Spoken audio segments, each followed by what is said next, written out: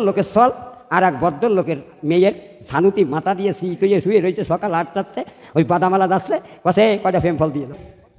বাদাম এরম ফাড়িয়ে তোর বেশি বেরোচ্ছে, সিরিয়ে তার বেশি বেরোচ্ছে। সিরিয়ে সালোয়ার বা কামিজের পরে রাখিয়ে এইভাবে সিরিয়ে সিরিয়ে গাদিয়ে দিছে। এখন এই হাতে দিয়ে মারাই হচ্ছে। এই হচ্ছে মারাজ, মানে খোসা ভাঙতেছে। এই হচ্ছে ঝাড়াজ। আর ওই ভদ্রলোক শুয়ে করে করে বসে রয়েছে। ওই যারাই হয়ে গেলি ওইটা দুটি একটা ধরে সাজিয়ে দিচ্ছে 4 নম্বর হলারে চড়াত চড়াত করে টাঙিয়ে দিচ্ছে। ওদারে তার একজন ডাকতেছে, এ প্রেম ফলালা এদিক করে নিয়ে আসো।